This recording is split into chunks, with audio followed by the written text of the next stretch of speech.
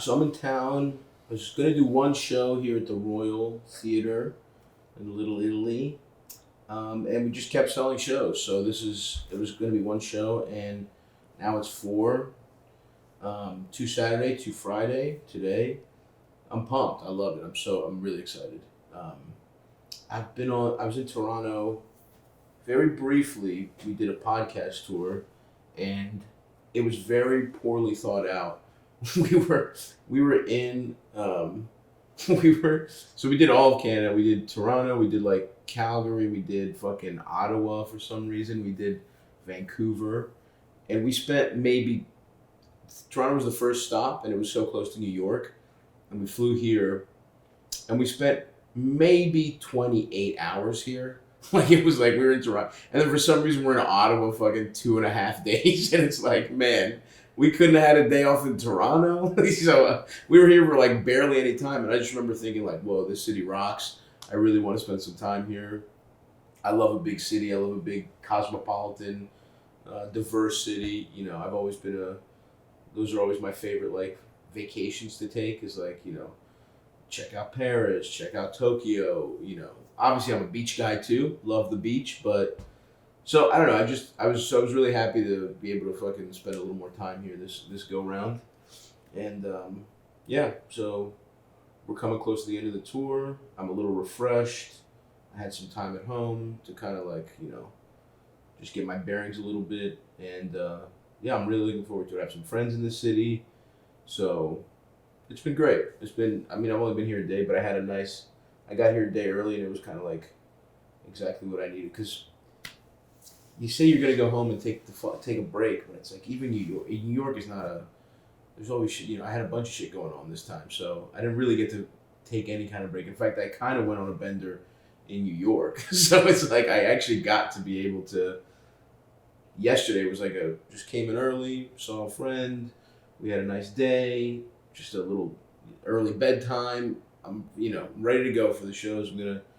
I'll probably get a little breakfast, get a fucking hit the elliptical, just get the juices pumped. Not even for exercise, for like functioning as a human being is one of those things where I'm like I just need 20 minutes just to do something to get the blood pumping, get the endorphins and shit up. So, yeah, and then two shows tonight, and then we'll see what happens. If I feel like keeping the bender going, or if I'm gonna be a good guy and and get a full night's rest. This was one where I was like, I like the city. I sold out 4 fucking shows. I can spring a little bit for the hotel room, so it's like this is a nice place. Um, and it's also the kind of thing where it's like, you don't want to be going home with a complete like, I don't know. You kind of want to be going home like you can give yourself too much of an out, whereas living on the road is like bad enough. And if you've really hated it or if you've had a bad time, you can just be like, well, I need a couple days to get back to normal. Where it's like, and then you just go on, you live shittier at home than you did on the road because you're like, well, I can't focus right now. I need to like, I'm just gonna have a couple days to take it off. You end up eating worse. You end up not doing shit. So it's like you stay at a nice place like this. They got a fucking they got a good restaurant that you could just like get a salad at if you just want to work. They got the gym, whatever. So the bed is nice. There's space to work. It's like you kind of give yourself less out. It's first of all, it's just better for you. You're well rested. You feel better. You're in a nicer space. It's better than a fucking shitty hotel. But you know, but then it's also just like you can kind of get right back into the swing of things, life wise. If you're just like, well, I had I had a fine time. I'm properly rested. I don't whatever.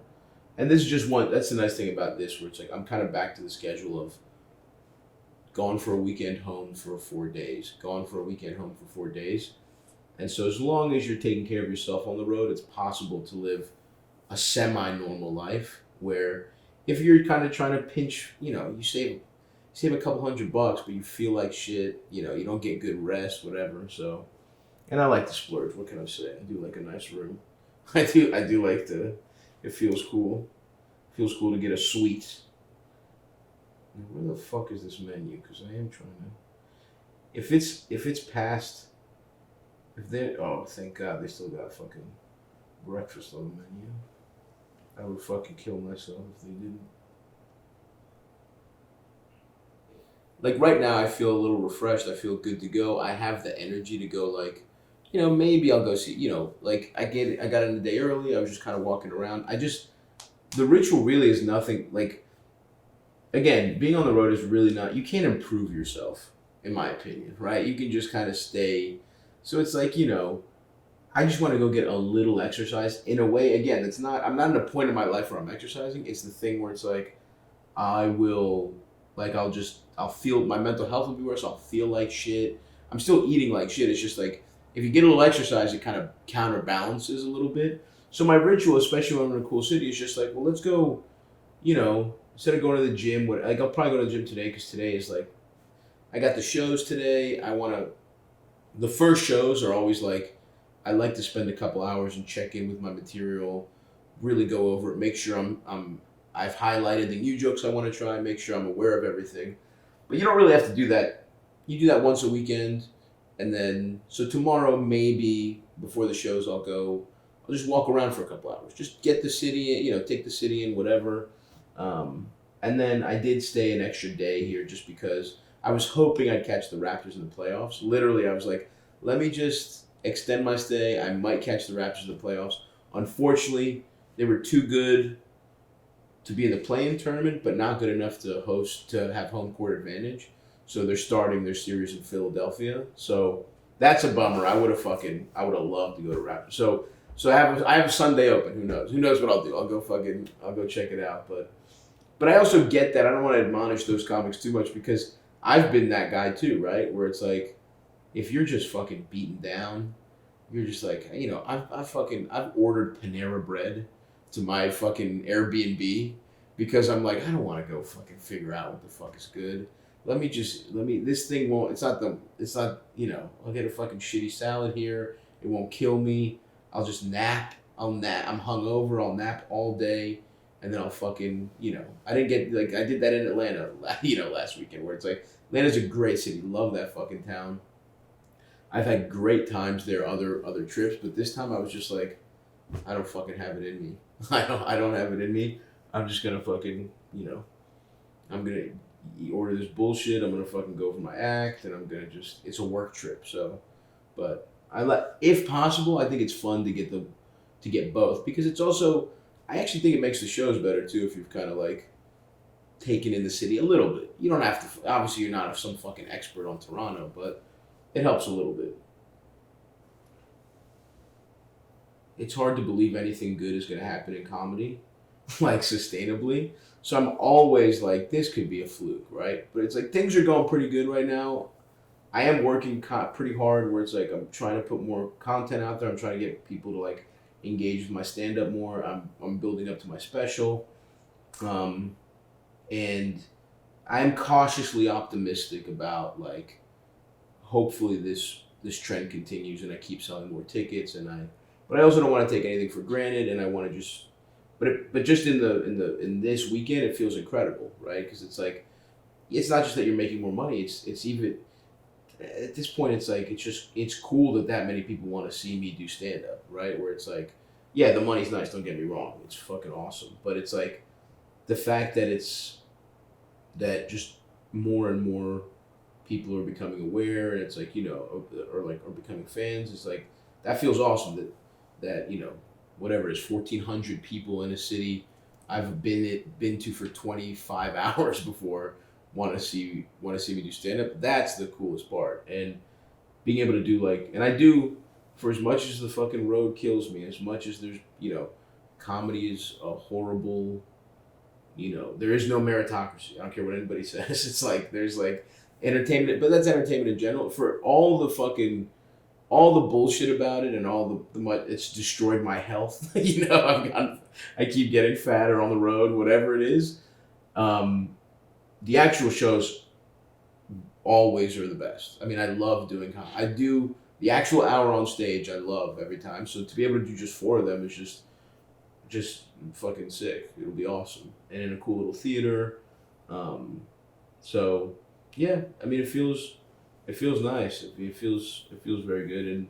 And then the thing is like, well, you don't want to let these people down, and you want to like do a good show. So, and I don't really, my material isn't really locked in right now. So it's like that's been stressful on this tour, where it's like it's been good because I think it's helped me as a performer stay like present, because I really have to like get, because my, like I said, I've just filmed a special, so I have a bunch of new shit that I'm working on, and it's not at the place I'd like it to be for doing all these shows. And the way you can kind of accommodate that, or like, you know, whatever, what's the word I'm looking for, not accommodate, but the way you can sort of damn, this is not a good sign if I can't figure out this word. My brain is foggy as shit. If you, the way you can sort of let's see if I can come up with this. It's not even going to be an impressive word. That's the best part. This is not like the thing I'm stuck on is not fuck the way. It's like make up for it, compensate. I think compensate was, I mean, that all that for compensate. The way you can compensate for that is by turning up like how engaged you are as a performer, being really present, being really whatever, you know, really trying to feel out your audience. And I think in the long run that's been good. That's going to be good for me, because the way you really crush is by marrying those two things and like keeping this energy when the material does get better.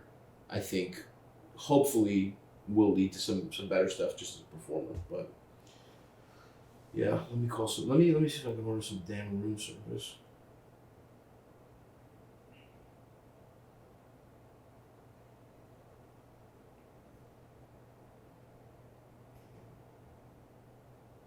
Okay, do you know? Are they still doing breakfast?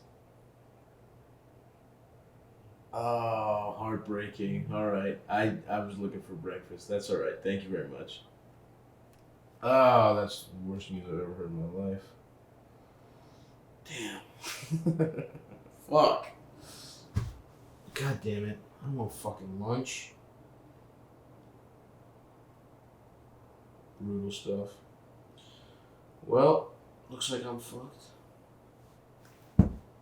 God damn it. These motherfuckers. What's wrong with Canada? They don't got all day breakfast?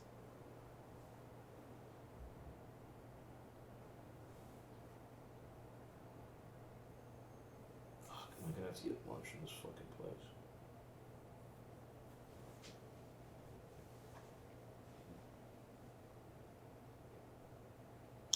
Oh well.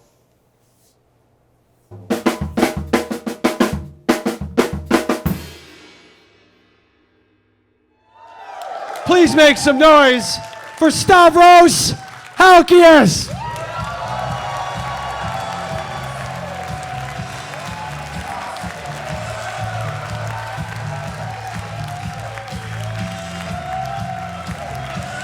Hey, hey. How we doing, gang, huh? Good? Oh, yeah, thanks for coming. Well, this is the first moment I've seen where we are. I didn't realize this is just straight up a movie theater. See? You eating popcorn? The fuck? Oh, you're the guy with the wine? Nice. You got that cheese? I was listening. Nice, all right. I don't know, you guys are too relaxed for my liking. I don't like, this motherfucker's just like lounging like it's Sunday afternoon. Did you have a hard day today, my man? What do you do for a living? I own a sandwich shop. That's what you look like you do. I was gonna say, are you a butcher? You know what I mean? Do you grind your own meat and then make the burgers yourself? Wow, because a fat guy with hair that way, you know what I mean? With like really nicely manicured hair always owns a sandwich shop, you know? Like, and not really fat either, just fat enough, you know? You're not crazy fat or anything. You still gotta move around, you still gotta make you gotta slice the prosciutto thin. You can't get clumsy, you can't get sloppy. Are you the delivery boy? Yeah, are you literally the delivery boy? You also look like a delivery boy, so I don't know. What's your job? No, I'm a server at a restaurant. You're a server at a restaurant. Okay, close enough. You guys know each other? Yeah. How are you guys friends? Yeah, I know pals. How do you guys know each other? How? I used to work at a restaurant that he was the chef at. Okay, so pretty close. Yeah. Okay, that's cute. This little, yeah. Is there a busboy waiting in a car somewhere? Or are you guys just like a little culinary family that all hangs out? That's nice. Anyway, sorry, I got distracted by this weird theater and this guy's just way too laissez-faire attitude. Sorry. But I'm ready to go now. Wow, it's fun. They said sold out, but there's a lot of empty seats. This is not good for my self-esteem. I was like, it's gonna be fucking packed. This cocksucker's got his elbow all the way over here.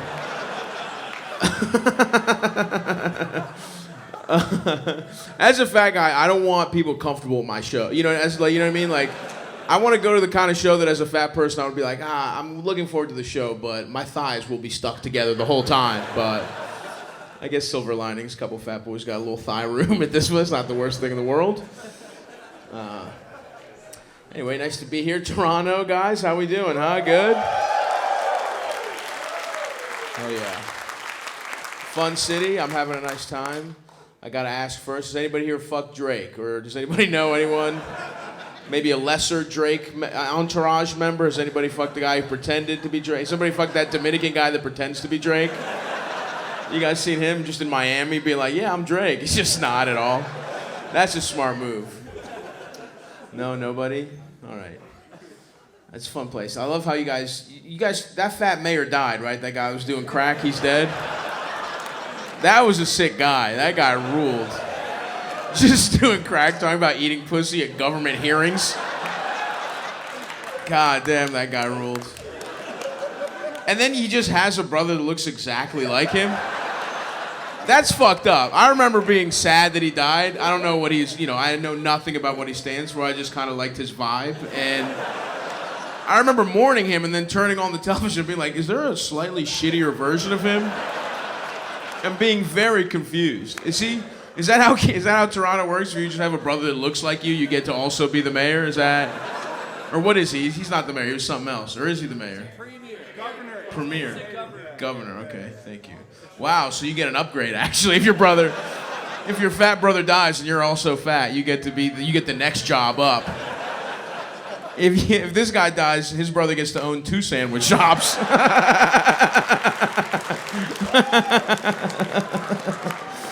Nice, that's awesome. Yeah, this is a very funny country. Justin Trudeau just doing blackface. I know everyone's talked about it, but it's impossible not to think about all the blackface your fucking whatever he is prime minister does. That's awesome. He did so much blackface. He did like 5 different kinds, and it was so funny that they just kept dropping you pictures of him doing more and more racist blackface. What kind of black guy was he even pretending to be? The one that really threw me for a loop was the one where he looked like a genie, and he was like, it's like, where are these black people? I've never seen a black guy that dark who also has like a big fucking hat. I don't know. It was. That was the more offensive thing, is how like non-based in reality it was, you know? So if you're gonna be racist, at least give us a little verisimilitude, don't give us this weird ultra black genie. I've never seen. And where has he seen a genie that black? Is that what genies are tradition to color? Anyway, whatever. I'll give these vegan motherfuckers credit. They know how to make horrible shit taste pretty good.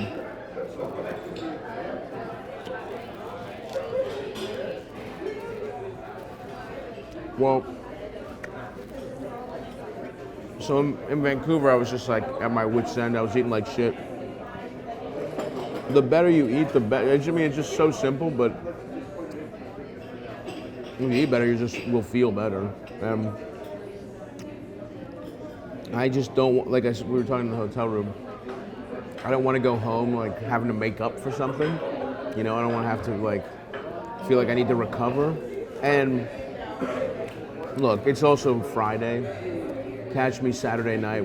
I bet you I won't be having, vegan lunches all the whole weekend. But it's like the more non-bad meals you get under your belt, the better. The more the ratio can be. If I can go 50-50, healthy shit to absolute, I had dumplings last night. That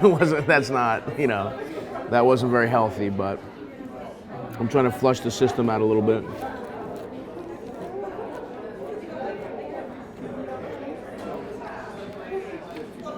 It's also,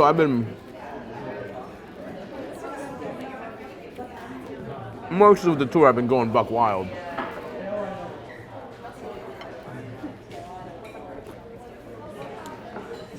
It's basically like, my body's been running the check engine light for the last 2 months, basically. And I'm not going to the mechanic yet, but this is when you like stop and put a little oil. You know what I mean? When you put a little, it's like, let's just survive. You know, it's like, so a little salad every once in a while. We make sure we don't completely break down, and then once the tour is over, we can go get fully serviced.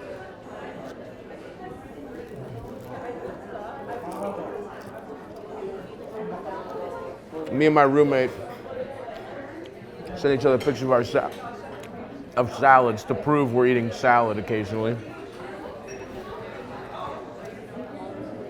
How's that been tasting so far? Really good. Can I get a little more dressing, actually? Yeah. Thank you. Thank you so much. Like, you know, if I'm gonna be on the road, it's like you gotta have a couple salads so that you can then go whatever the thing is, right? Like barbecue, I just can't. In Texas, I couldn't eat barbecue show days anymore because it's like, I'm done. I'm completely done. But I'm putting in a couple salads so that, you know, to be honest with you, I don't even know what the big crazy Toronto meal I'm gonna get is, but there's gonna be something. I gotta do a little research. I gotta figure it out. It's cool. I like this city's cool because it is a big cosmopolitan city with a lot of different cuisines, a lot of different stuff. So I gotta figure it out. But there will be some. I will definitely treat myself. Probably Sunday, I'm staying an extra day. I'll probably have a nice big expensive dinner somewhere. We'll see where. But it is nice. I mean, it's fun to get to try everything. But then that can also be, my vice is food. So that can also be the thing where you kind of let yourself off the hook, where it's like, well, I have to try the lobster roll, or I have to get barbecue, or I have to get the, you know, I'm in Omaha, I have to get a ribeye, you know what I mean? And reality is, you're also at work. This is your life. You also should not die. So why don't you just eat eat the way people eat at lunch at their fucking office job. Have a fucking salad and a sandwich and don't get crazy. And it's like, maybe try one thing, but it's like, you know, I've also been on the road now. It's been, you know, I've been touring as a headliner for probably 4 years now. It's like, a little bit of the novelty is gone, but I definitely give myself the out of like, well, you gotta try it.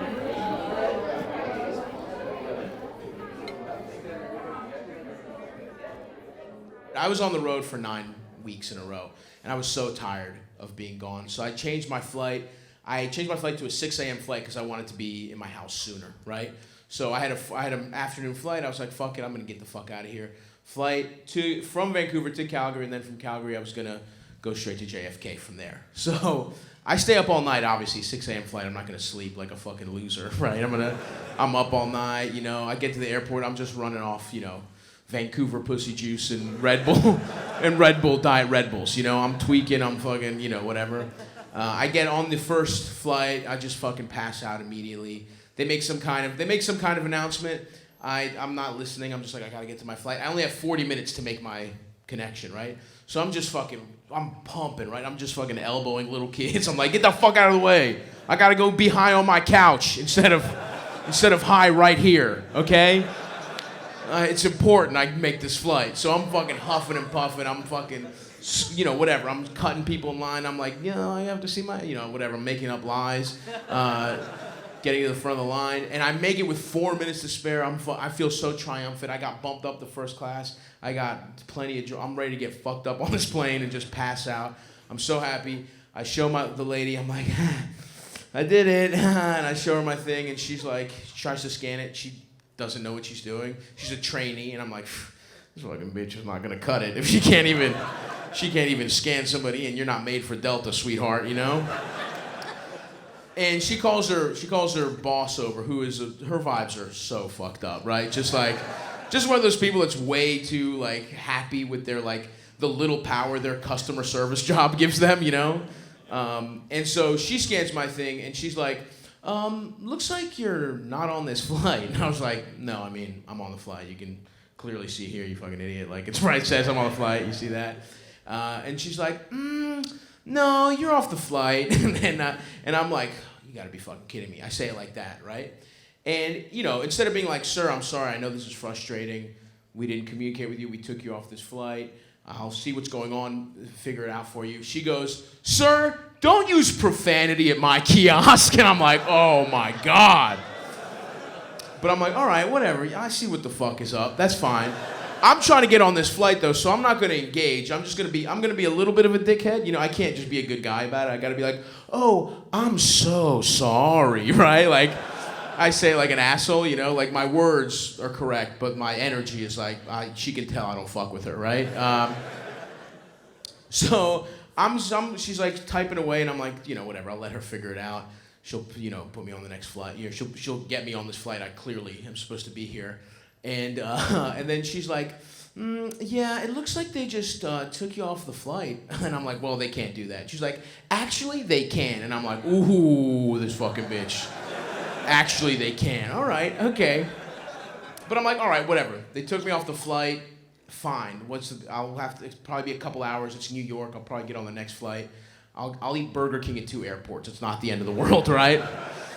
So then she's like, okay, well, the next flight is going to be in 5 hours, and it's to Minneapolis, and then 2 hours after that, you'll go to New York. And that's when I'm just like, no, fuck that. I'm getting on this fucking flight. I was like, fuck you, you don't know how to fucking talk to the customer. I'm a fucking whatever, I'm going off. I'm like, you're a bad person, I'm going all the way off. I'm like, you have no empathy, you know? I'm getting to the root of humanity, you know?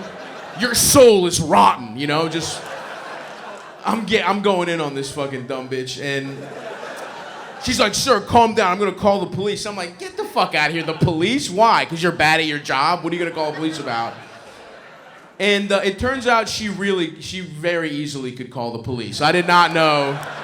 I really didn't think that was an option, that she could just call the police, and it turns out she could. And she just calls the police and then just ignores me, pretends I'm not there. I changed my tune immediately. I'm like, hey, Samantha, I'm really sorry about all that stuff I was saying earlier. I've had kind of a tough day. Could I just maybe get a middle seat? I don't even have to just put me on. Ignores me again. I go right back. I'm like, well, then fuck you, bitch. You don't even fucking understand what I'm going through. People are shielding their children. Like, I'm going off, right? I'm having a meltdown. People are like, don't look. Eventually, her boss comes, and her boss is also a bitch, but she's a professional bitch, at least, you know?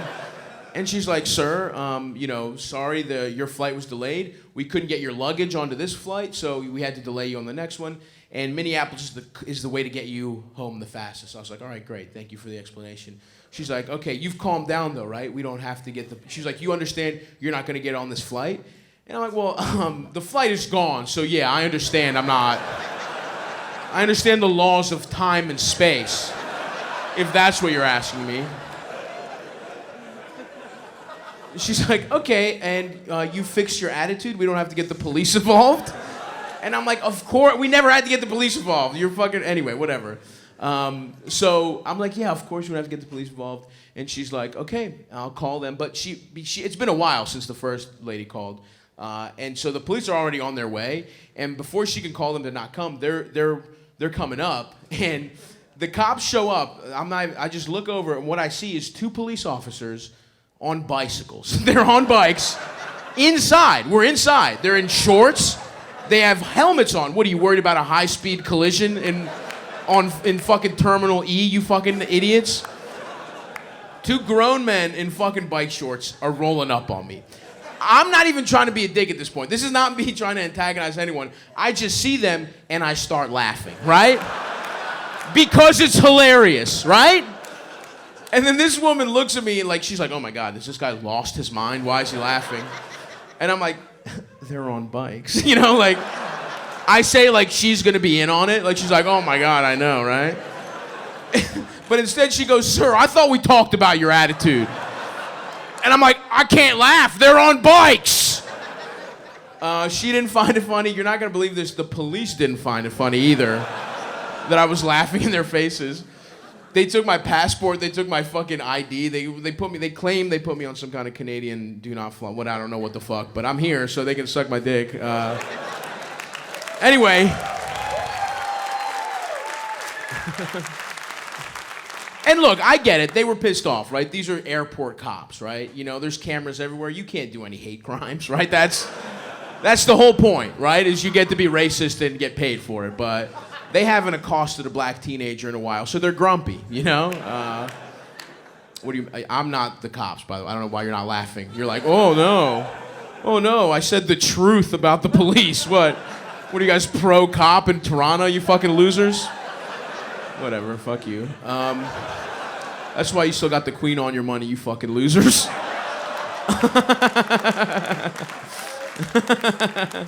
Anyway, so anyway, they at any point I'm like, whatever, I'm gonna make the best of this. It's and they're like, these cops are like, you better watch yourself. They're gonna give you a real hard time at customs or whatever, because now you're on a list as a difficult whatever. I'm like, and in that moment I was like, damn, because I have so many drugs in my bag. I was like, fuck, I got mushrooms in little tea bags. I just got like next to chamomile. I got fucking so many edibles, and I'm like, damn, should I throw these away? It'd probably be safer. But then I was like, you know what? Fuck that. These colors don't run, baby. USA, fuck Canada, fuck all you guys. Okay? I'm keeping my drugs, and I'm getting fucked up in this airport. And so as a sign of civil disobedience, I kept all my edibles. I just took like 90 milligrams in that, and I started having the time of my life in the Calgary airport. I'm blasted off my tits, I'm just throwing down whole Toblerones in my mouth. I'm like, hop, hop, hop, hop, I'm running up like an $80 tab at Hudson News, I'm having a good time. I'm making lemonade out of the whole situation. And then I go to check into finally it's time to get to my flight in Minneapolis. I go to check into the flight, and the lady working the desk compliments me on my shirt. And she's really nice. She's like the Mario to the other lady's Wario, She's like a cute little short fat lady, and the other lady's like big, tall, fucking. And again, I don't give a fuck that she's fat as hell, right? It's not. She looked exactly, by the way. I never said what she looked like. She looks exactly like what you think she looks like, right? And again, I don't have an issue with that. I'm very body positive. It's not her fucked up body I don't like. It's her disgusting soul that I didn't like. Her spirit was rotten, and that's what I didn't appreciate. Anyway, so I'm with the cool little Mario fat lady, and she compliments me on my shirt, and in that moment, I had no idea what the fuck she was talking about. And I was like, oh, fuck, because I had been on the road for 9 weeks. I was completely out of laundry. All I had left was a joke shirt that my friend bought me, like as a gag. And what I was wearing was, it was a Scar from the Lion King t-shirt that said, I'm surrounded by idiots. So with the people, and just full maroon tracksuit, by the way, I'm surrounded by idiots. So what the people in this airport thought they saw was like some fat, like gay Disney nerd having a meltdown in this airport. But they thought they were seeing was somebody being like, well, I have to get to the Magic Kingdom, put me on this plane. I was like, all right, you know what, at least something good came out of this, because if I saw that, I'd be laughing for days. So at least I entertained the people of Calgary, but fuck Amanda at WestJet. she can suck my dick. If you guys know her, fuck her. Thank you. Yeah, I need a better ending, but it was a fun story. I think we can all agree. Get the toxins out. There's a lot. I don't know what 30 minutes on the elliptical's gonna do, but let's do a little something. Get me moving.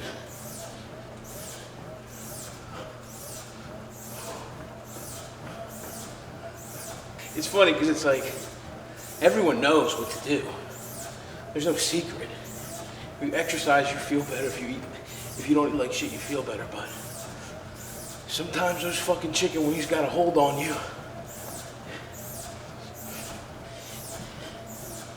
And it's just about getting here. That's actually one of the good things on the road is like, if you are in a hotel with a gym, half of what keeps you out of it is convenience, but if there's one right here, what else? You might as well.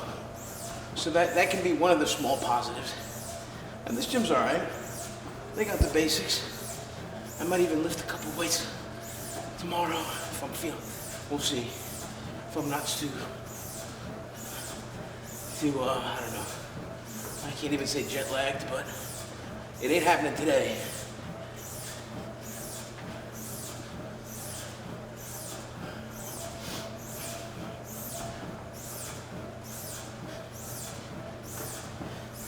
The road can be okay if you're, as long as you're not so fucking hungover that you need to fucking be in bed all day.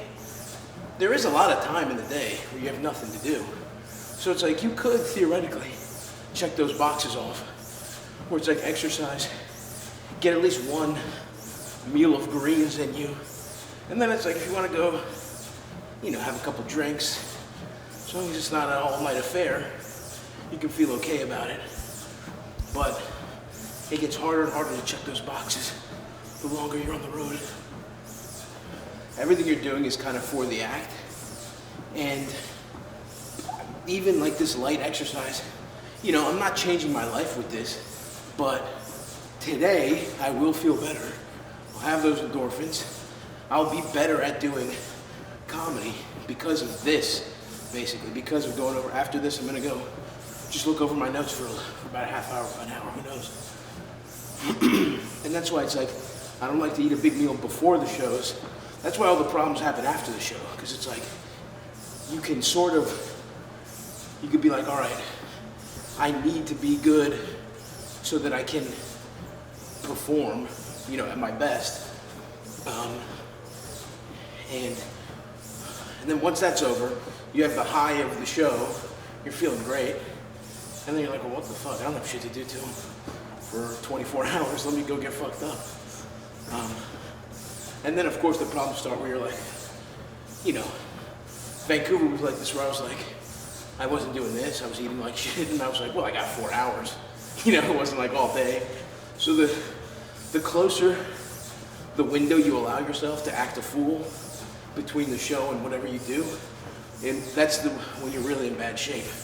When you're like, I can sleep this joint off in 2 hours. It's like, you really shouldn't be thinking that way. But I'm in, and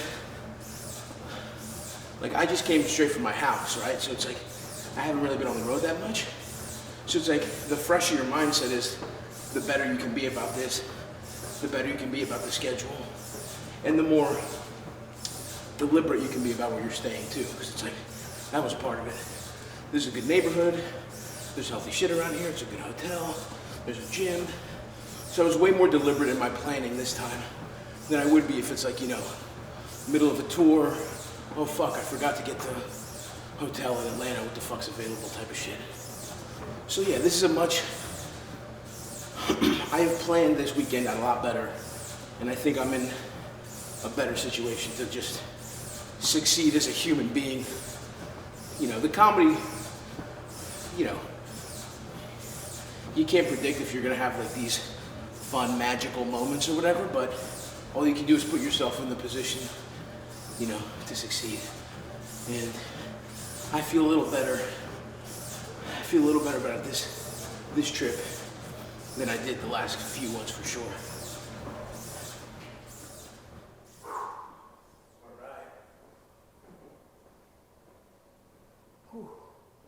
I'm glad to be here. Toronto's a sick town. I don't know. Yeah. How's things going for you guys? Good? How's life, buddy? Good? Yeah? What's going on? How old are you? 23. All right, you look young. You're a little nervous. It's all right, buddy. Relax. It's all good. Do you have a job? What do you got going on? Where do you live? With your parents? Huh? Mississauga? I don't know, I was kind of saying, like, in general, what's your, like, situation life-wise? You got your own spot? That's all right, dude. There's nothing wrong with that, You got a plan out? Yeah. What are you doing? What's the move? Trying to do a master's in occupational therapy. Okay, master's in occupational therapy. That's something good. I don't know what that means, but that's sick. What's occupational therapy? To be honest, I don't know. Yeah. What? Your dad was like, pick a fucking major, and you're like, that one, Pop. Get off my back. Is that a therapist? What is occupational therapy? Like a talk therapist or? It's like physical. Oh, physical therapy. Okay. Kind of similar to that. Kind of similar to that. All right. Trying to stretch some motherfuckers out for a living. That's cool. That's good. You got strong hands? All right, I can't tell from here, but are you guys friends? Does he have a nice grip? Is he doing is he doing better or worse than you guys? He's doing better in life than you guys? Emotionally, no. Okay. Why? What's up with his issues? What's he got going on? Huh? Look at him? I mean, yeah, I'm not. Maybe who he surrounds himself with. Like, bro, you get these motherfuckers talking to you like that. I mean, I didn't think he had it together. Don't get me wrong. I don't want to. But his friends shouldn't be putting him on blast like that, you know? What do you got going on? What's your plan? Oh, I just smoke weed. You smoke weed, nice. Is that long term where you're trying to go pro? You're trying to... Dude, if I could smoke the biggest blunt in the world and put it on YouTube, that's real money. Do you have an actual job or what? What do you do? I work at like an engineering lab. An engineering lab. Okay, nice. Oh, slow plated, huh, you motherfucker? You're not an engineer, right? What do you do? Are you an engineer? No. No. Okay. What part of the lab? What do you do in the lab? They like test rocks. Test rocks. Okay. None of this sounds even remotely real. What do you mean by test rocks? Test is it like building material? You don't sell crack. No, you don't. You wouldn't last a day selling crack, pal. All right. I grew up in Baltimore. I would rob you if we grew up together. Listen, some of the Canadian white people might just be scared because you're black. I'm not. You know what I mean? Your friend probably believes that you can sell crack. I don't at all. Your family probably did all right, huh? What does your dad do? I work with him. Oh, you work with him at the... Is he an engineer? Yeah, see, suck my dick. Dad an engineer, that's awesome, dude. Dad an engineer, you work in the lab, that's fucking sick. And you're not gonna be an engineer? No. You're gonna be a programmer. Okay, nice. All right, is that a type of rebellion to your father? I'm gonna be the other kind of nerd, Dad. Huh? That's cool. What about you, pal? What's the... Yeah. What the fuck is this? I'll do whatever the fuck I want. Don't fucking sit there and yell at me with your grandmother's jacket on, motherfucker. What do you do? Go ahead. Just a mail. See, there you go. That's an honorable fucking job, dude. You're the one I respect the most out of the three of them. Is that a good job in Canada too? It's a good job in America. No? What, you're anti the postal service? My stepmom's a mail lady and she's a bitch. Okay, well you think maybe that has a little something more to do with your relationship to your stepmom? Yeah. You know what they say about fucking mailmen? Always barging in on you when you're beating off. I hate when they do that. Fucking mailmen, always stealing your father's love from you.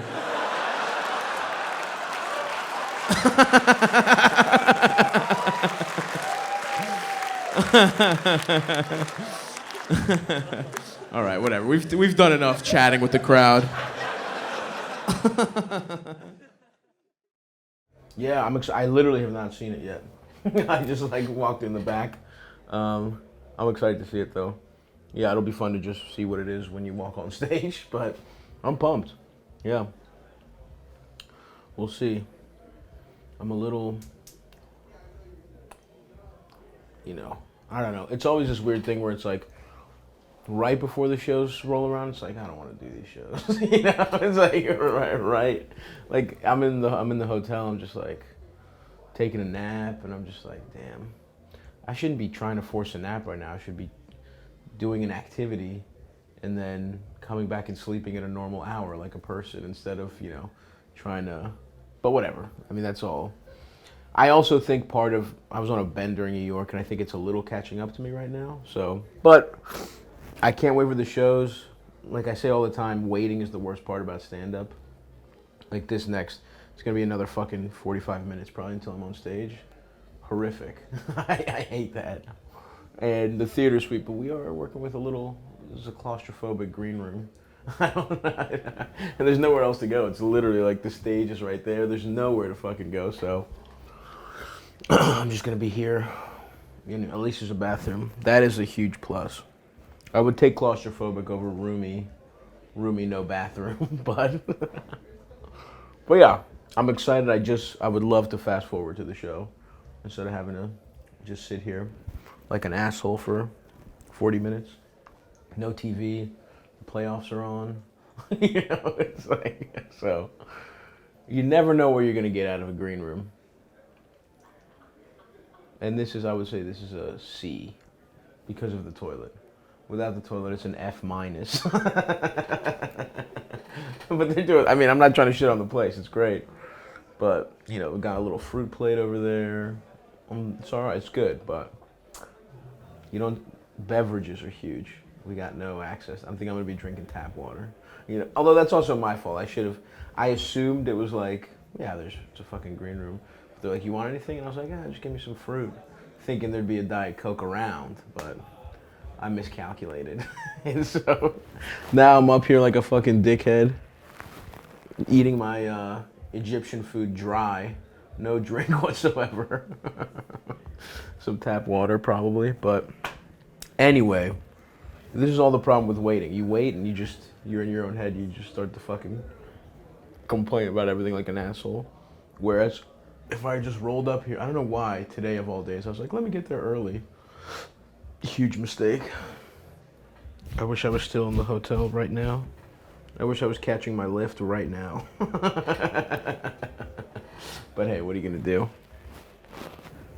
I'd like to get to the point where I can play as big a room where it doesn't feel completely impersonal. That is like, I'm lucky to be able to be thinking about these next moves where it's like, I'll probably stay. I mean, I like comedy clubs on some level. Like, they have their problems, obviously, but it's like, I enjoy them. I came up in comedy clubs, all that stuff. So I'll stay there for a while, but yeah, the jump has always been theaters and comedy, where it's like you want to get out of the clubs. And I don't know that I necessarily, this is a cool theater. It's small. It's like, the people are relatively close by, but I'm a comedy fan. I've seen comedy shows in like big theaters, and it feels different. I mean, you're in a fucking, 1,000 seats and up. It's like, and even 1,000, you might, depending on the layout, you might be able to do it. But it's like, you're playing these huge 3,000, 4,000, 5,000 seat little theaters, and then when you get really big and you start playing when you play Madison Square Garden, it's like, that's cool. That's the coolest thing in the world. Don't get me wrong.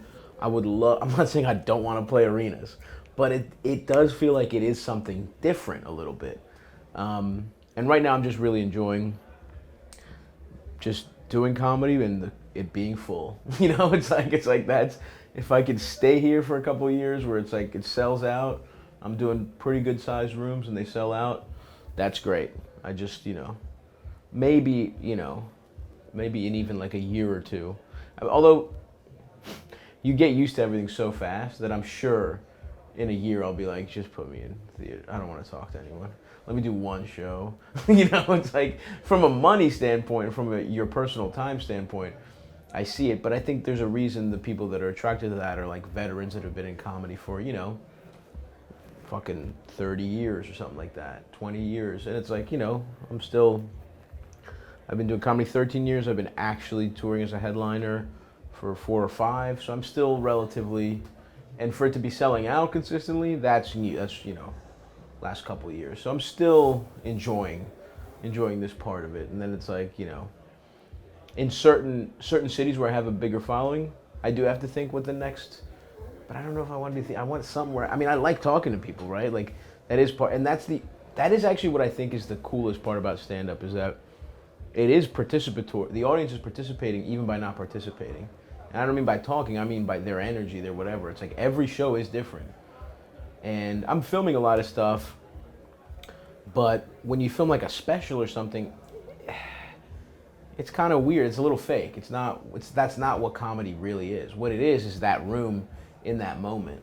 And the bigger rooms, you kind of lose that personal connection or whatever. Now, again, don't get me wrong. I don't have this problem. I'm not in theaters. I don't mean to like preemptively be like fuck theaters. I'm just saying, like, Chicago, for example. I did that's a city I probably could have done a smaller, a smaller theater in. But I chose to do 8 shows in a 100 seat room so that I could be around people. What's up, dude? Oh, how we doing? Oh, no, nothing. I actually wanted to ask you, I have some calendars to sell. Oh, okay. Is there somewhere we could set up after the show? Yeah, for okay, sure. sick. Yeah, no worries. Do you want, they're in my book bag. You could. Leave them out before you go on, and I'll deal with them while you're on Perfect. stage. Yeah, Thanks, bro. Yeah, no worries. We'll get it set up. Yeah. Good, how are you? Here, let me just introduce you to Angelica here. And I'll Cool. give your way again. Another opener, Angelica Skinner. Hey, how's it going? Hey, Stav, nice to meet you. Love your work. Thank you so much. You're so Appreciate funny. it. You're amazing. Thank you, Stav. Come on. Yeah. Yeah, cool. So you're doing a spot? Yeah. Cool. Awesome. Yeah. How's your din din? It's pretty good. Where'd you get that from? Next door, the Egyptian place. Oh, okay, cool. Yeah, the chicken is very good. I can't speak as highly of anything else. But the chicken is fucking rock. So yeah. If you ever want good chicken, go over there. Wow. Okay, I'll leave you in here. Yeah, sorry. I'm not a diva, it's just like claustrophobic, you know? It's just too tiny. Anybody here been with like a very strong gal? Really? Who? Well, she worked out a lot. Hold on, we're clearly talking to 2 different people. I'm sorry. The guy saying "oh yeah" is hard right now. I can hear it. He's so. Go ahead, pal. We'll get back to you. Sorry, this man. He's gonna bust if I don't talk to him. They're gonna be fucking squeegeeing these fucking movie theater seats forever. I'll get back to you, buddy. So you're how fucking jacked are we talking? Okay. Okay, and why were you you were pretty excited? Okay, nice. So she was stronger than you? Yeah. Oh, look how his voice changed. Yeah, so what? That's cool, dude. That's nice. A little submit. You had to submit. You were manhandled, right? Didn't that feel cool? It felt. Oh wow. You see how he's changing his tune now? He couldn't fucking wait to tell us about it, and now that we're shattering his idea of masculinity, he can't admit he liked being the little bitch in the situation. It's all right, dude. You like being thrown around. No worries. Yeah, you enjoy. There you go. You learned something about yourself, dude. Let that happen more. Huh? Okay. It doesn't matter what size you are. You want to be dominated by a woman. That's okay. That's okay. You can be a little guy. You deserve love, pal. What do you think? You bench enough? You deserve to get pegged every once in a while? Oh, if I'm strong enough, it's not gay!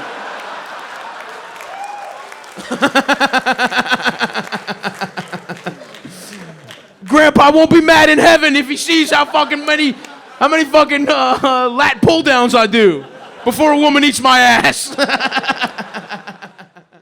Stand-up specifically, it feels like, at least right now, it's like, it really is bad for me, like in terms of my health, and I have to figure out how to. That's also part of my thing. I give into my vices too much, but it's there are other ways to, a lot of my fan base is online. That's how most people know me from my podcast initially, and I've put my stand-up online. I've started really trying to put my stand-up online because I figure that's where people are seeing stuff anyway. But I could do other stuff. I could do a different podcast. I could do, I could Twitch stream. I could do stuff where it's like you're in your house. You can have more of a fucking routine. I could be trying to do, I'm interested in acting. I'm interested in writing stuff. You could do all that stuff from your house, and stand-up is the thing where it's like, I truly can't, I just love doing it. And it's like, and if that's the only reason I'm doing it, because the fucking logistics are horrible and how it affects my life, I learned in the pandemic, I had no stand-up, I was healthier than I've ever been in my adult life.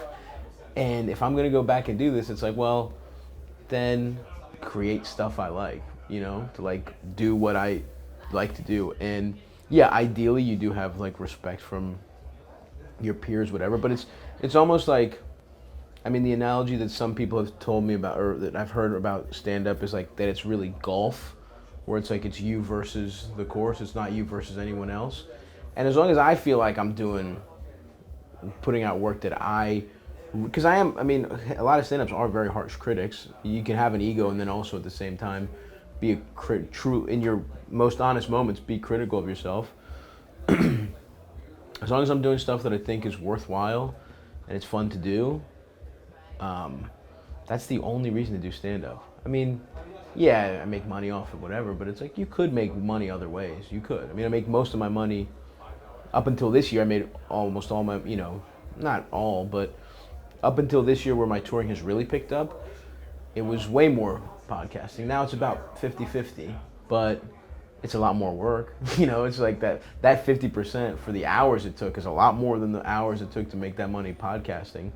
So, yeah, there's no reason to I'm not doing it for the money. In fact, sometimes, like, it's just for it's just for what it feels like.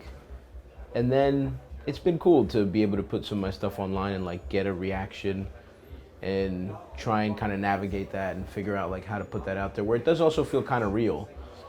It's not, what I'm posting is not special quality, but it is also like, those are real moments, and it's like, that's fun to like be able to, I think what I'm trying to figure out with my online presence with my stand-up is to kind of capture it kind of honestly.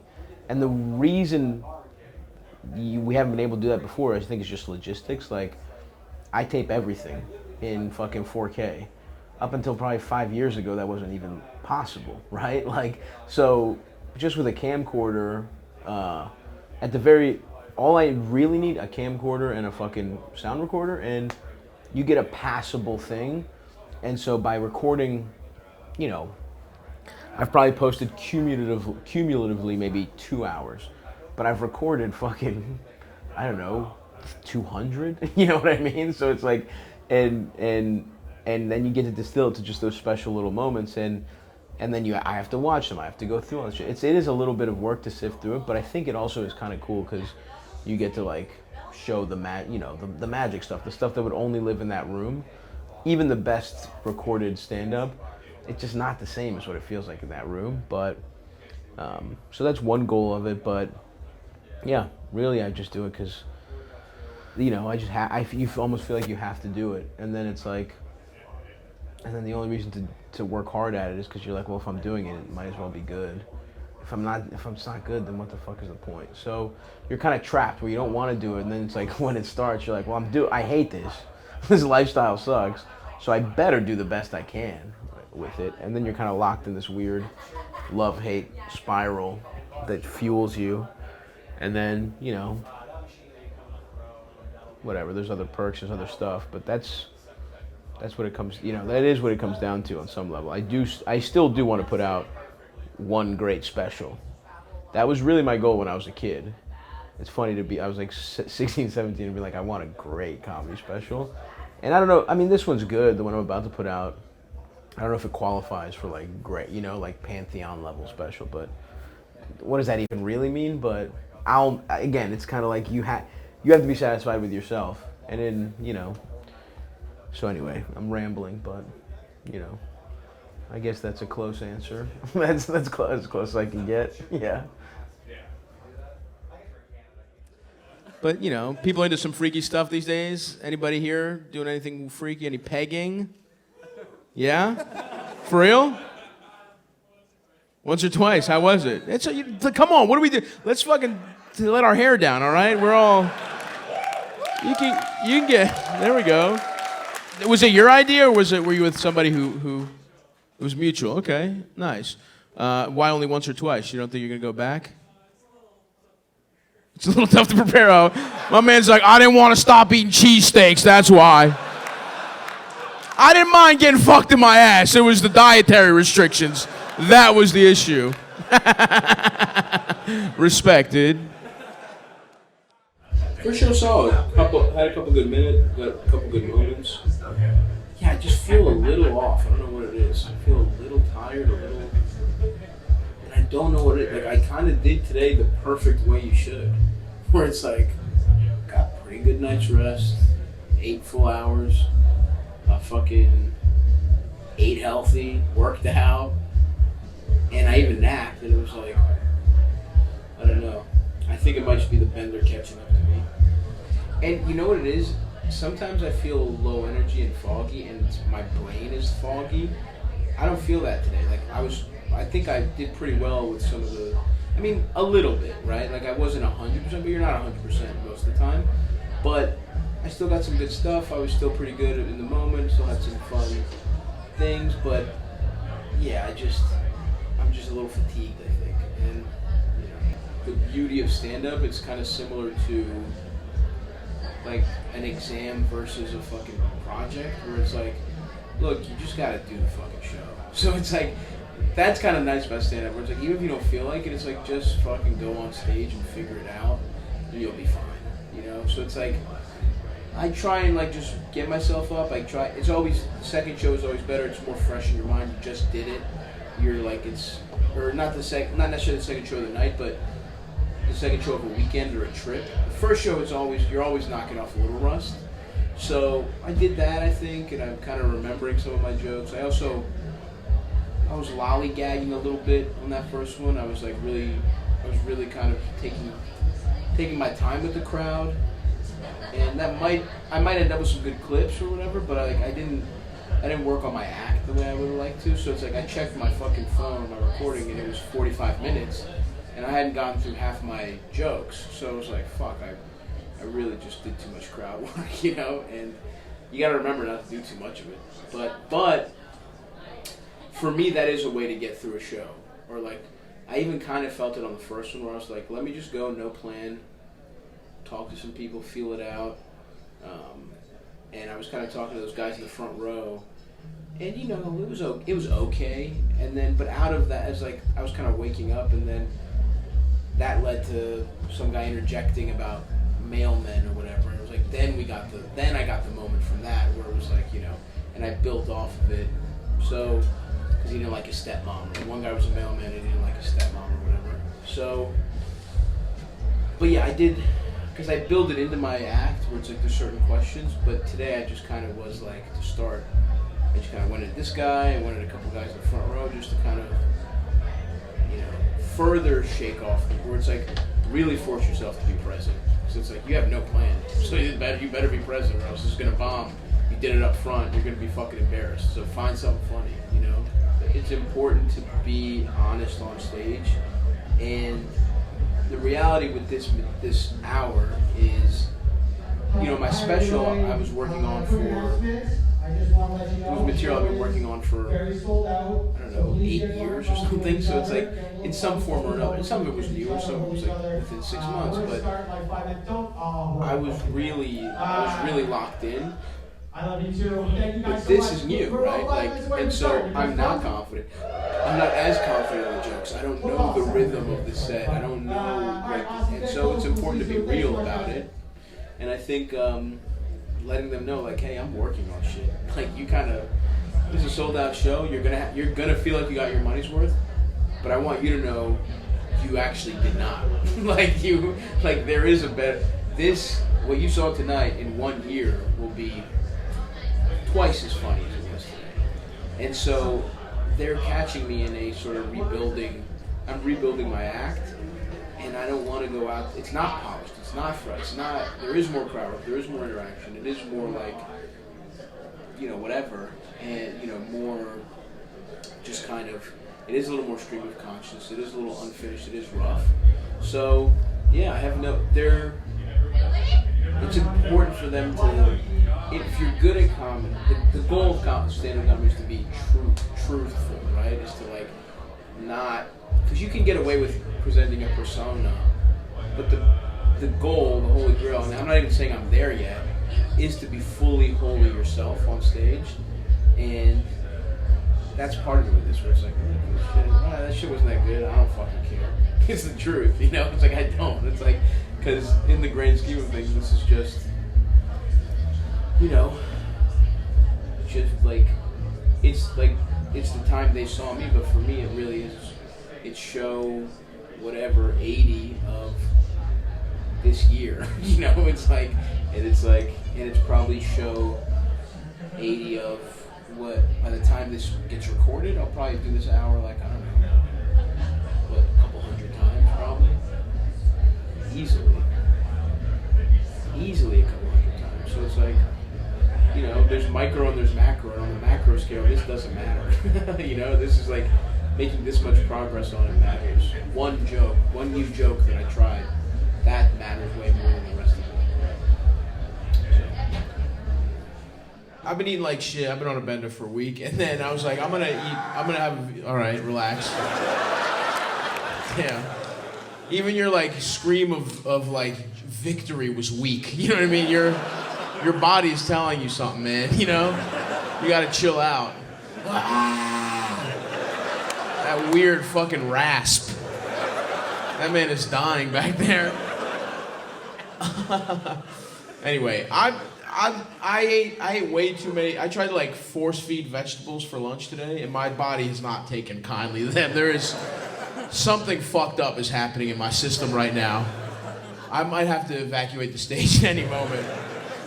I really went too buck wild with all the vegan shit I ordered at lunch, but anyway, and I just had a big kebab dinner, so those two are fighting right now in my stomach, and the only sure loser will be my asshole in about, I don't know, an hour to two. I don't know. It could be as soon as a half hour. Anyway, whatever. I don't have to tell you this. I could be a professional, just do my job, but I'd rather let you know that I got a hot shit in the chamber, and I am facing real adversity during this set. They were just knocking on the door like, hey, Stav, she's almost done out there. I was like, I know, I'm coming. What's that? The Jordan flu game, that's right. Yeah, I mean, I just kind of have to shit. It's not exactly having debilitating food poisoning, which is what he had, but... And I won't be doing as well as he did either, by the way. He put on a legendary performance. This will be mediocre, I want you to know that. How are you guys doing? Good? Your lives okay? Yeah? Everything good? You got the mask on? Respect. You know, I get it, but if it's here, you're getting it. You know what I mean? That mask. You don't have to take it off. I'm not trying to shame you. I'm not. I'm really not. I don't give a fuck. I'm just, you know, but it's just, you know, one mask ain't doing shit in this fucking place. Put it back on. I'm sorry. Now you're going to die and I'm going to feel bad.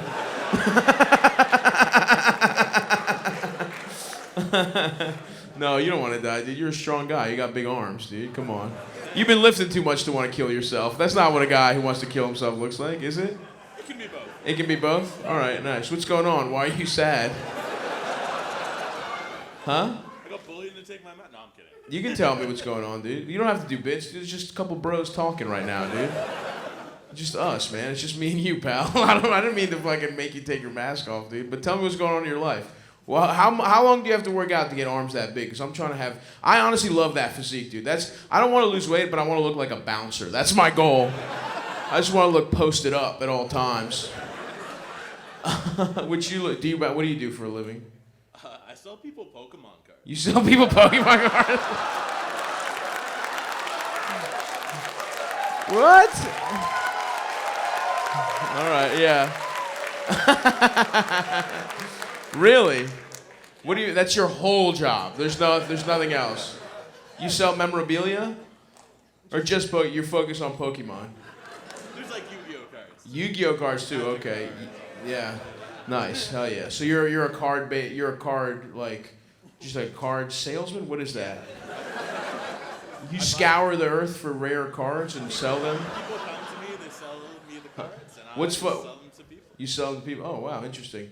That's fucking wild, dude. You don't have another job. You wake up and what do? Check eBay for cards?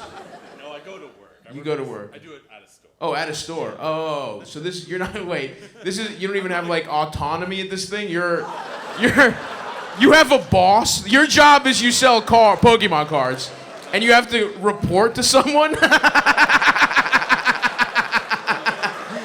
Because I'm thinking, all right, well, that's stupid, but, you know, he makes his own hours, he's independent. But no, that's not the case at all. You go to work. Okay, so you wake up, you drive a car, how do you get there? Toronto. Huh? You walk? I walk. You walk. Okay, that's good. Walkable city, nice. So you walk to the store. You go to a store, and then you sit at a computer. Where do you? Yeah. Okay, so you get at a computer, and there you get on eBay on somebody else's computer. Where do you find the cards? Truly, I'm actually curious. People walk in. I mean, I'm sure there's fucking people here. Oh, okay. They walk in the store. Oh, they buy them off you. Yeah, Oh, like, I I see. have a Charizard. I have a Charizard. I'm trying. So you okay? So you work at a very specific pawn shop, is what you mean? You have. You don't like find them out. You just people bring them in. That's awesome. Wow. You're like, yeah. So some guys walk in and they're like, hey, the one woman who fucked me divorced me, and to make alimony, I'm gonna have to sell the cards that drove us apart ultimately. So. Who's selling cards? It's divorced guys. It's like Adult children. adult children. Yeah. Wow, that's fucking wild. And then who buys them? The same guys, right? The same guys, just on the opposite end of luck. You're constantly just shifting cards back and forth between losers that, like a loser that wins a scratch off buys a Charizard or something like that. Or interesting, damn. And do you think there's advancement at the Yu-Gi-Oh card shop, or Not that much. not that much? But it gives you time to get fucking swole. Because you are, listen, dude, I know you dodged my initial questions about how big your arms are and start. You threw me a very juicy tidbit about the Pokemon store. And I'll give you credit. That is pretty hilarious that exists as a store. That enough people in this city don't fuck for that to be a business. Like a brick and mortar? Are you kidding? It's one thing if it was a fucking online store, but this guy pays rent. There's heating bills that go into the Pokemon card store in 2022. Damn. Wild shit. All right, nice, man. And then, okay, so is that why you want to kill yourself? Because you work there? Is that part of it, you think? Because you seem like a smart guy. You could be doing better, right? Yeah, he could be. I can tell. He's a smart guy. That's why, because he knows. That's the thing. He has the self-awareness to want to kill himself because he's working there. Some of you idiots are hearing that and you're like, "Whoa, a Pokemon store? That would be sick." Nice. What did you want to do at any point in your life? Do you have like a? I'm gonna guess you started working here in like college, right? Yeah. And then you just kind of kept going. Yeah. Nice. I Okay. don't like Huh? I don't like college. You don't like Are you still in college? Oh, okay. How old are you? I'm 29. 29. Okay, nice. All right. Well, look, man, I don't know how much longer you can work at the Pokemon card store. It's fine. You're a youthful guy. You're jacked. That is funny to be like you're like a strong nerd. That's the kind of guy you are? Here's the secret. Huh? It's just fat. It's not just fat, bro. I'm fat as well. My arms don't look like that. Relax. If I cross my arms, nah. Because you know why it's not fat, you motherfucker? Because you got real short sleeves on, bitch. All right? You know what the fuck you're doing. So don't even fucking sit here and tell me you're not proud of your arms when you got them fucking shining for everybody to see. No false modesty. You know what, motherfucker? Look, you don't go for the arms. You told everybody you work at a Pokemon store. Let them know you're jacked, too. So what is it? You really don't want me to get to the heart of what's going on with you. I can tell that. You're very good at fucking deflecting, but there is something in the core of you that is driving you crazy, and I can feel it. There's one central issue in your life, and you don't want to say it in front of 375 strangers, and I get that. Let's see. Disapproving father? No. Okay, thank you. It's the mother. It's mom. All right. Okay. Huh? That's why. Oh, you dropped out of school. Okay. What did your mom want for you? How's it going? We're going into this guy's life real fast. Nice. Wow. Over there, you couldn't have. I mean, right there would have been the thing to do. You know, like there was just such a better way to do that than how you did it. All right. No big deal. No, figure it out. Why here? What the fuck? There's. All right, whatever. Okay, you don't want to talk. It's fine, dude. It's all. We don't. You know what? I'm not gonna press it because clearly your mom is a horrible person or something, and not in a fun way. But I believe in you, and I think listen. Your mom's a dumb bitch, but maybe you should go to. Maybe you should go to community college. I don't know. Maybe you should finish your degree. I don't know, man. I'm just saying. Anybody been with a strong girl before? Did you like it? Hell no. Oh, damn. Why not? Fuck that. And why do you feel so strongly? I don't know. I didn't like feeling emasculated, if I'm being honest. If I searched within myself, she was stronger than me, and it made me feel weird. And in that moment, I realized, wow, is this what it feels like to be a woman in society? That's pretty scary. I'm glad that doesn't have to happen to me. But of course, I've never verbalized those thoughts. I've just said, fuck that strong bitch. Was she stronger than you? Was that the problem? Too big, but you didn't answer my question, pal. I think that's a yes, right? She could definitely fuck you up if it came down to it. She deadlifted you. Yeah. You didn't like feeling like a little dainty boy? Huh? Too weird. See? Was I spot on what I was saying earlier? Yeah, I was. All right.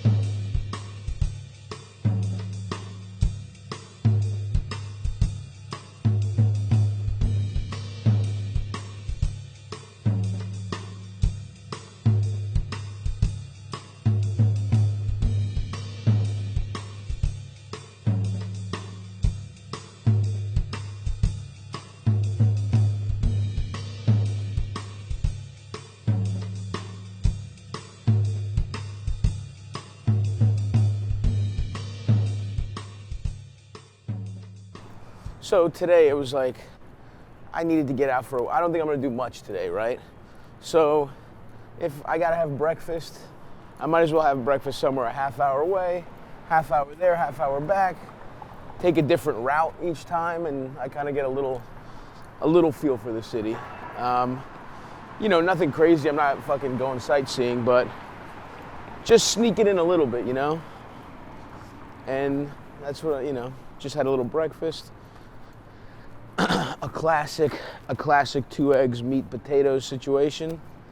And yeah, strolling back to the fucking Airbnb, to the hotel. Maybe I hit the elliptical for a sec. And then I'm fucking gonna nap for 3 hours before the show. It was out too late again. But I feel good. I feel like today's gonna be, I'll be ready for it, and I'll drink a Forbidden Night coffee. This is the naughtiest coffee there is. A 7 p.m.er. It definitely is nice to get a little fresh air, and I think this is like, I'm kind of getting the minimum right now. But as long as I get as long as I'm out a little bit, it's like, I don't know, I'm fucking tired, man, already, where it's like I'm ready to go. And that's the catch-22 with a nice hotel. I want to go fucking take a nap. The playoffs are on.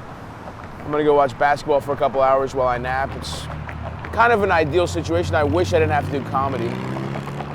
If the weather's nice, I like a park or some kind of like botanical garden, something like that. And then I'm a museum guy, but I don't know about this trip. Maybe tomorrow morning I'll go to a museum or something, but checking out the buildings, the architecture, all that shit. Or it's like a public park, some kind of private botanical garden, some shit like that. It's nice. As much as I disparage stand-up comedy as one of the lowest art forms possible, I do feel like a kinship with other artists, even if they're visual artists, whatever, playwrights, writers, all that kind of stuff, musicians. My mom took us to museums a lot growing up, and not just art, but movies. I watched mafia movies with my mom when I was a little kid, She saw all those classic foreign films. She grew up in Greece in the, we're talking the 50s and 60s. And then when she was, a teen, whatever, She'd go check out like, Bergman movies at the cinema, all that kind of shit. And she kept that, and that was a big ritual for us growing up, was, going to the library and checking out a movie. And she was a visual artist, but she's a very talented illustrator. She was a waitress for years. She worked at a dental lab. She was a receptionist at a dental lab. Her side job has been for years, and sometimes her main job was repairing Oriental rugs. So she does have a certain handiwork, a certain artist's eye. And my little brother is a visual artist. He's a painter. My aunt on my mom's side was a very artistic person. And my cousin is an actor in Greece. I mean, there is a little bit of that running throughout the family for sure. But my mom definitely fostered that big time. And I was, in school plays, all this kind of shit. I was always a fucking attention hog as a little kid, all that kind of stuff. Do I seem like a guy who has anything to lose, sir?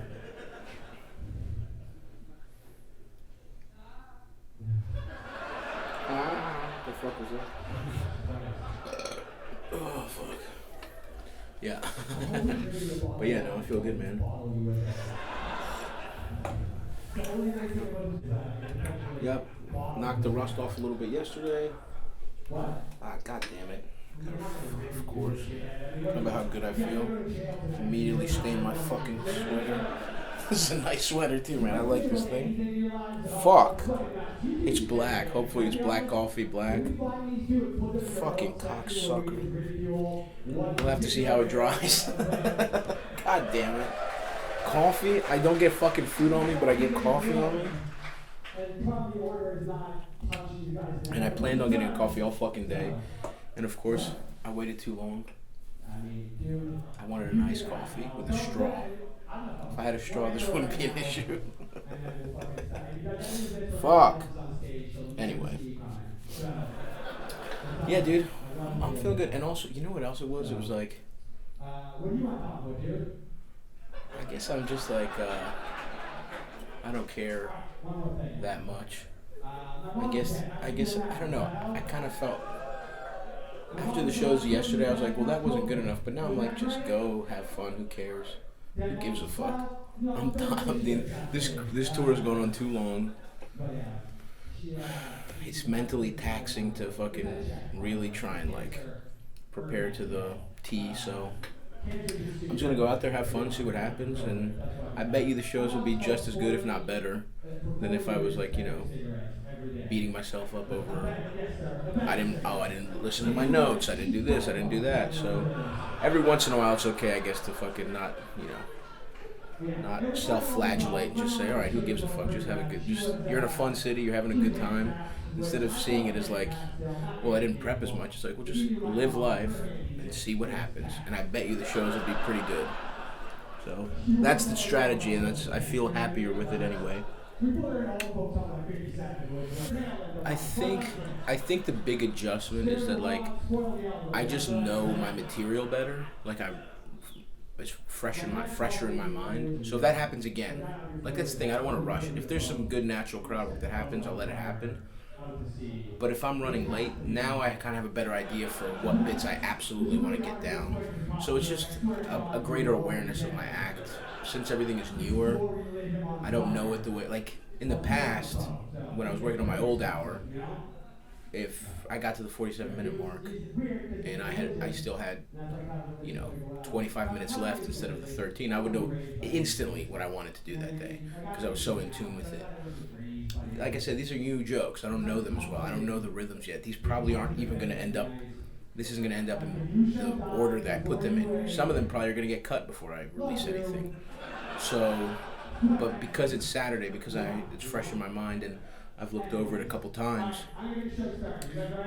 I know I kind of have a strategy. If I see that again, I'll know what jokes to do. I'll know which ones to skip. And that was even maybe the one thing when I was preparing a little bit today. I was like, all right, do I even need to do these? Probably not. I know these are good. They're slightly, let's focus on the newer stuff. Let's work on some stuff. So, yeah, I'm just more aware of it, I guess. I'll know, it's just, fresh in my mind, and that's important. You don't want to have to think. You want it drilled into you. The more automatic it is, people are just very impressed by quickness. And so if you're not thinking, if your act is kind of like second nature, then it's more impressive, and it also helps you to get other stuff done. So it's not quite there, but it's closer to, it's better today than it was yesterday, I guess. You cleaned Drake's pool? There we go. Now this is interesting. All right, there we go. How was it? What was the fucking? It was huge. Yeah. Did you get to see him? No, right? You did? Yeah, I met him. He's a friend of mine. No, he's not. Come on. You think that's how he would describe you? You think he's the guy that cleaned his pool one time? Because I'm gonna guess the more professional guy wasn't available. Are you a pool boy? I was. You were, huh? During COVID. What was the pool business flourishing? Yeah? Really? Damn. And then, so you hear that, man? This guy's life is turned upside down because COVID's over. This man was pool boy to the stars during the lockdown. Now he's out. What are you doing now? I'm a grip. You're a grip. Okay. So you're just working on like productions and stuff? Nice. Damn. That's kind of an upgrade, right? No? The pool business is where you want to be? You're the one guy who's like, look, I'm just in show business till pools come back. Working on movies is fun, but man, chlorine, when you get the right mix of chlorine in there, ain't nothing like it, brother. When you get the pH just right. That's cool, man. That's nice. Okay, seriously, man, what's going on here? Hold on. Say it again. I thought I saw you on Grindr. How'd it feel? How does absolute silence feel? God damn. Just remember this moment. I just want you to know how this feels. It should feel worse. The other guys, it's funny that you tried it, what's it, 50 minutes in and 5 other guys bombed? This is even more embarrassing for you. Huh? Hold on, I'm sorry, did I pay $20 to see you perform? What the fuck is going on here? You fucking loser. Oh, I'm sorry. An hour of, first of all, it's not been an hour of crowd work, but that would be more impressive. An hour of being entertaining off the top of my head? Huh? What? Dude, you bombed. What do you think? All these people are gonna be like, you know what? That guy's the funny one, actually. Wait, he accused him of being gay. That's hilarious. You fucking idiot. Anyway, just look, you're lashing out right now, but just fucking take this moment and grow from it, all right? Yeah, all right. Doesn't matter. It's over. It's all right. The point is, it wasn't a creative joke. Don't try and get him back with his own horrible joke, all right? Truly, remember what I said in the beginning about this being the dumbest audience? Only is proven true more and more. Most of you are great, but man, 10% really are fucking so dumb. But where were we? What the fuck was I talking about? Thank you. It's all right, buddy. At least you know you've done something wrong now.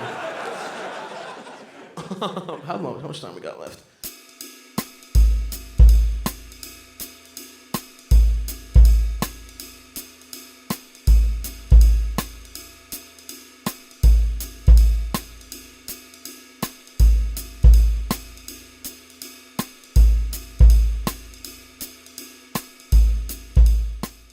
You know, the show was good. We had a couple, I don't know, people just wanted to be, you know, they wanted, I do a lot of crowd work, so I like crowd participation, but it's like, I want to get to like stuff that people don't want to, the drunk guys that really want to talk are never interesting. And so we had a couple guys that wanted to keep interjecting, whatever, and all you got to do in that situation is let them embarrass themselves because they're not funny, they don't know what the fuck they're doing, and they have one thing that they shout out, but if you kind of let them express themselves, they will embarrass themselves every single time. So I did that. There was one guy who said something stupid. I made fun of him, and then he tried to. I love when they say you're not funny or this isn't good. It's just like, come on, man, this is pathetic what you're doing right now. But you know, he came up to me literally shaking afterwards, and apologized. And I was like, it's good that you're apologizing. You should be ashamed of yourself. You can't let them off the hook either afterwards. Sometimes somebody will try and be like, oh, I was trying to help the show, whatever. But, I find the best way to handle it is to just give them the rope to hang themselves, and they always will. And the thing to remember is if it's a good show and everyone's been having a good time, the whole crowd hates that guy too. It's not just you. Now it's different if you're bombing and it's a hostile crowd. Definitely been through plenty of those in my career, but this wasn't that. It was just some guy whose feelings were hurt because he said something stupid and I embarrassed him, and he tried to lash out in a very unfunny way. But that was it. I mean, overall, it was a really fun show, and I was looser. I felt better about it. I worked on what I wanted to work on. I think I got some fun crowd work moments in there. Kind of split, It was good. It was better. I felt like I did better than last night's shows, and I felt like I still don't feel like I'm completely connecting. But good. It was good. Good show.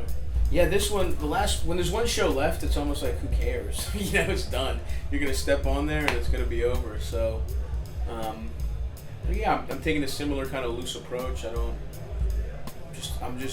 I went out there just to have a little fun the first show, and that's how I'm gonna approach this one too. It's like, we're done after this, then we can just kind of relax. So, yeah, I'm not sweating it too much, and would I prefer to already be in the hotel watching playoff basketball? Yes, but we got 375 people out there waiting for me to do dick jokes, so we'll give them what they want.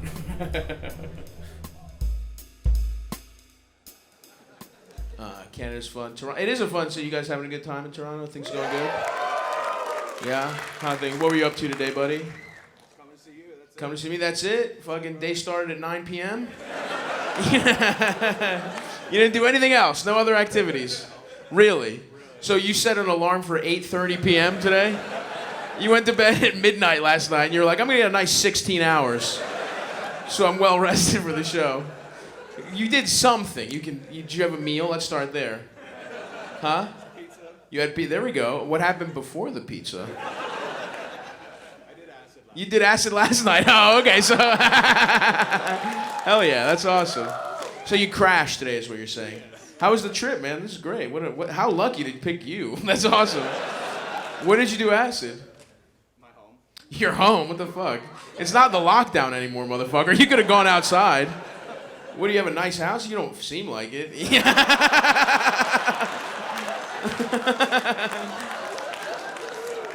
Do you have 2 bathrooms? How many? You have 1.5?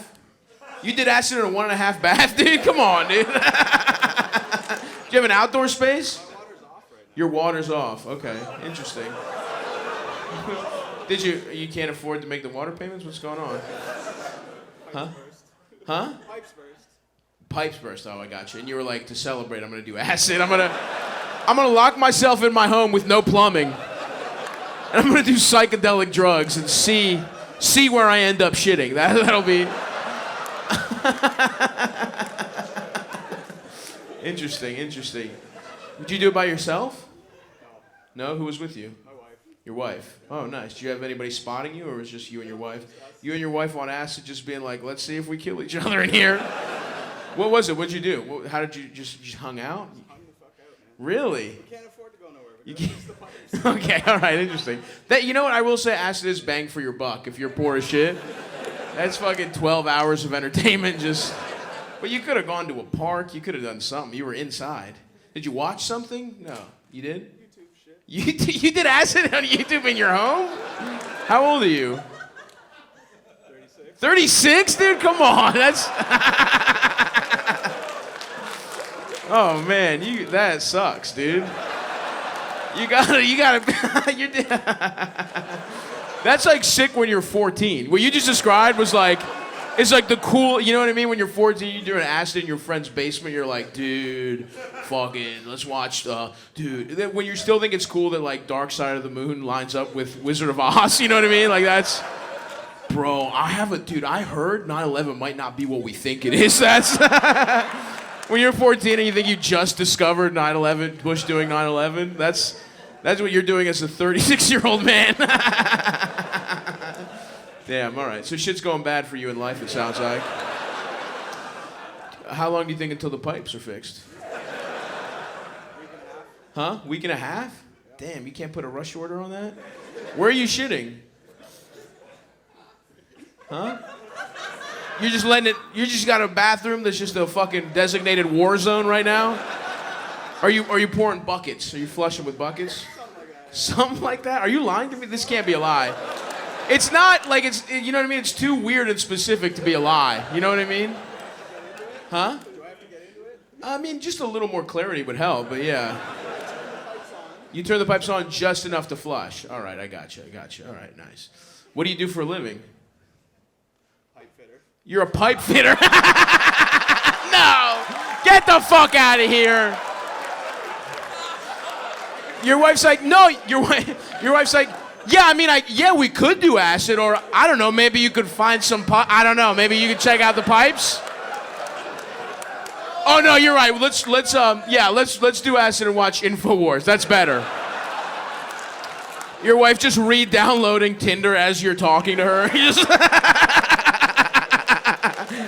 Yeah, this is a great idea. Week and a half, no problem.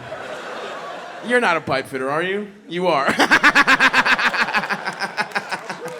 Damn. And your wife is definitely not here, right? No. I wonder where she's at. Hanging out with her friend from work with a working shower. That's where she's at.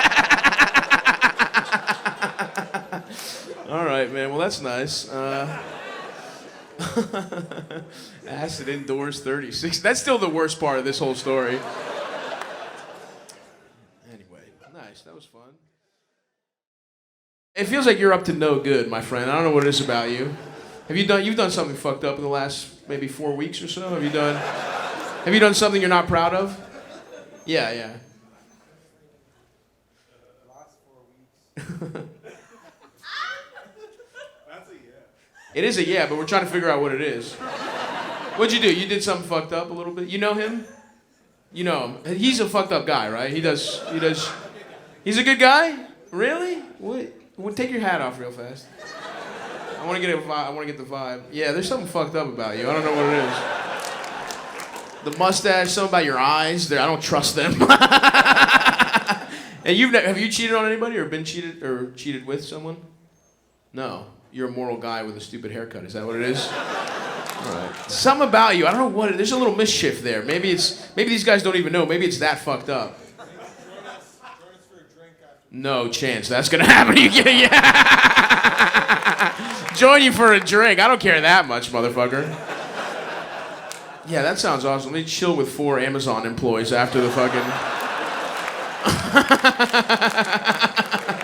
Yeah, I don't want to try and get pussy. I want to talk about how good the supply chain is for you guys. And then you tell me your actual deep dark secret that's so horrifying I can't sleep that night, but. That sounds how I'd like to spend my Saturday night in Toronto. Anyway, let's keep it moving. Not hang out with you either. That's sorry, there's a 0, but just to get this out of the way, no chance I'm hanging out with any men in this audience, all right? Thank you for the support, fellas. It means a lot, but I would do almost anything else than that. No offense to you, I'm sure you're good guys, but I'll never find out. And before I go on, I'll wrap up here. I'll tell one more story, one big one. But I want to say, guys, thank you so much for coming out. It means a lot, seriously. Yeah, it really does. Yeah, it's been great. This city's awesome. We sold out 4 shows. I'm really, really appreciative of you guys buying your tickets. So, I'm sorry, I'm leaving. We got 5 more minutes together, but. Sorry, man, what do you want me to just fucking... that's not how this works. I'm sorry your lives are that empty that an hour together is not enough, but I'll be back, man. I will, but I want to say I got fucking calendars if you want. I know it's April, but it's a collector's item, all right? Only $20 of your fake little Monopoly money. It's what? That's like $3.50 American, all right?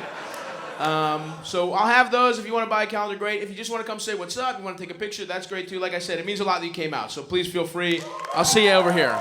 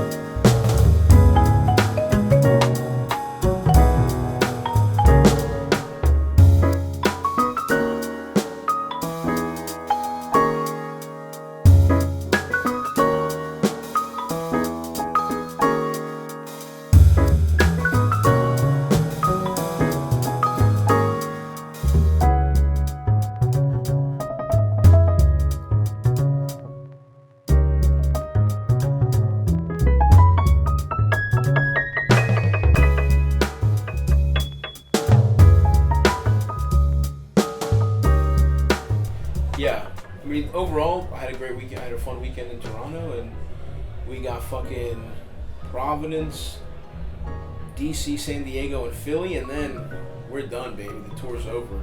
Like literally a year-long tour is over, and I'm fucking pumped.